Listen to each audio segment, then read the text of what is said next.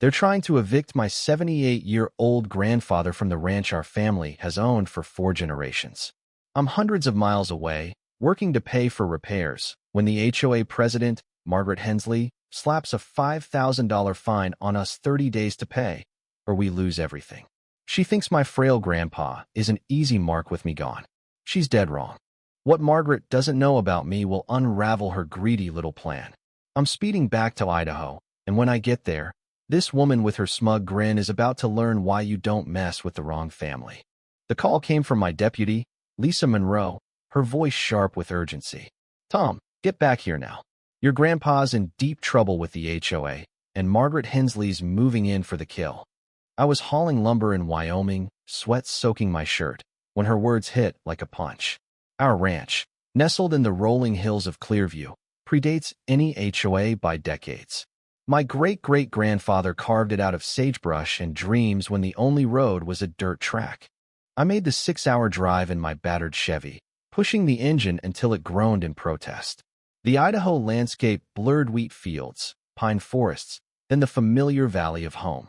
Pulling up to the ranch, I saw a white envelope pinned to the screen door, HOA letterhead glaring like a warning shot. Margaret's signature sat at the bottom, $5,000 in fines for a hazardous barn, and a notice to vacate in 30 days. My hands shook not from fear, but from rage. Grandpa Henry sat on the porch swing, the one Grandma Ellen hung 30 years ago. At 78, he'd survived droughts, floods, and Ellen's death a decade back, but this fight had drained him. She came by yesterday, he rasped, clutching a mug Ellen had painted with sunflowers. All fake smiles, saying the ranch lowers property values. I told her Ellen's wildflowers have more heart than she ever will. His hands trembled, and I saw the toll Margaret's cruelty had taken. The barn wasn't crumbling. It needed paint, maybe a patch on the roof, hence my Wyoming job, but it was as solid as the day Dad and I reinforced it 15 years ago. This wasn't about the barn. It was about 300 acres of prime land that developers had coveted since Clearview grew from a farming hamlet into a Boise commuter hub. Margaret wanted our ranch for a condo project, and she'd waited until I was gone to strike. That night, I hit the dusty trail bar, where Johnny Cash hummed from the jukebox and locals swapped stories over beer.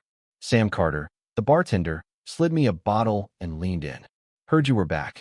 Margaret's been busy while you were gone. 5 years ago, Henry had humiliated her at a town hall, refusing to sell to her California investors. She'd nursed that grudge ever since. Betty Hale, sipping whiskey nearby, chimed in. She fined me for my roses last year. Said they were weeds. Ellen helped me plant those. Lisa joined us, still in her deputy uniform. I've been digging, she said, showing me property records on her phone. Margaret's targeting old-timers with big parcels. Your ranch is the prize she needs for her deal. The pattern was sickening. Fines, harassment, forced sales. But Lisa grinned. Her rulebook's got gaps you could drive a tractor through. We need the right one. Back at the ranch, I sat with Henry on the swing, the creak of it echoing Ellen's laughter. She planted those wildflowers the year we wed, he said softly. Wanted something to outlast us. I promised him Margaret wouldn't take this land, not while I wore a sheriff's badge. But her money and influence loomed large, and I knew we were in for a fight. The next morning, a county inspector, Dave Larson, showed up, clipboard in hand, looking like he'd rather be anywhere else. Here to check the barn, he mumbled. Miss Hensley filed a safety complaint. I knew DeVay helped his son out of a jam last year. His nervous glances told me Margaret had him cornered. Dave, this barn's solid, I said. He sighed. Tom, I've got bills. She's got the planning board in her pocket. His report was a lie. Structural deficiencies, with repair costs exceeding the ranch's value. But as he left, he muttered, check County Code 52C. Grandfather clause for old barns. Might help. The HOA meeting was held in the old grain co-op, now a polished community center. Margaret stood at the podium in a suit that screamed money, her smile sharp as a blade. The Miller property threatens our safety and property values, she said, flashing doctored photos of our barn. Henry Miller's hoarding and confusion make him unfit to manage it. The crowd murmured, some buying her act. I stood, badge glinting. I'd like to see those reports, ma'am. As sheriff and Henry's guardian, I've got nothing. Margaret's smile tightened. Sheriff Miller, Your absence in Wyoming suggests neglect. Perhaps your judgment's compromised. She was painting me as a deadbeat grandson, and some nodded along. After the meeting, Lisa caught me outside, fuming. Dave's mortgage was paid off last week. Traces back to a shell company, likely Margaret's. She'd bought him, and probably others. The developer, Richard Vance, confronted me outside the hospital after Henry's checkup. His Mercedes blocked my truck as he flashed plans for Sunflower Meadows, 200 condos on our land. Take Margaret's buyout, he sneered. Your grandpa's too old to fight. Henry climbed out, steady despite his frailty, clutching legal papers.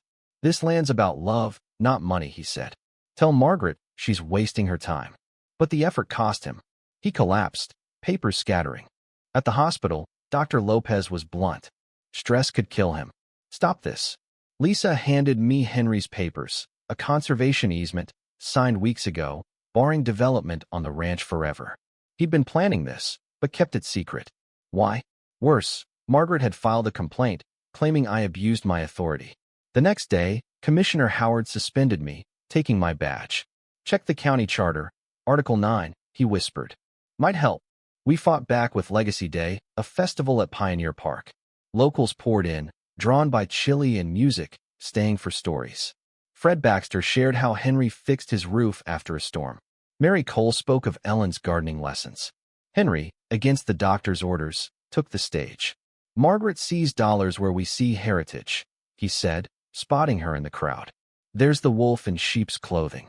Margaret countered, claiming Henry's dementia and my suspension proved we were unfit. But Mary's daughter, Amy, played a video of Margaret scheming to force out residents. The crowd roared, phones capturing it all. Margaret hit back with a fake video of me threatening her, edited to perfection. It spread fast, and even allies wavered. Lisa proved it was doctored, but public opinion was split. The HOA's finances were our breakthrough. A forensic accountant found $300,000 Margaret had siphoned off, hidden in fake contracts. But my suspension meant our evidence was shaky. Article 9 allowed a citizen's hearing for corruption, requiring 50 signatures. We had 48 hours before Margaret's foreclosure vote. The plan was bold. I'd infiltrate her emergency HOA meeting as a caterer, thanks to a favor from Jenny's Catering. Margaret, confident, bragged about using HOA funds for her project.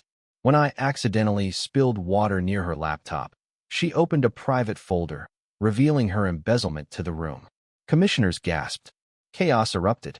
I stood, shedding my disguise. I'm here as a citizen fighting corruption. Lisa stormed in with state police, arresting Margaret for fraud. Richard tried to flee, tripping into a dip tray, spilling everything to save himself. Margaret's lawyer later exposed Judge Randall, who'd taken bribes for years. I led a raid on his office, finding proof of his corruption. He was arrested, his career in ruins. In court, Judge Helen Carter tore through Margaret's defenses. Henry testified, revealing his easement. Ellen's flowers will bloom forever, he said. Margaret got 15 years. Richard's testimony exposed a web of corruption, toppling officials across counties. The ranch now hosts markets and riding programs. Lisa's sheriff and I run the ranch. Margaret's in prison, weaving crafts, unrepentant. Henry's easement ensured her schemes were futile, but he let her expose herself, saving Clearview. Sitting on Ellen's swing, I see her flowers bloom, proof that love and community outlast greed. What do you think? Have you faced injustice or fought for what's right? Share your story below. Where do you stand on standing up to bullies like Margaret? Let's hear your voice.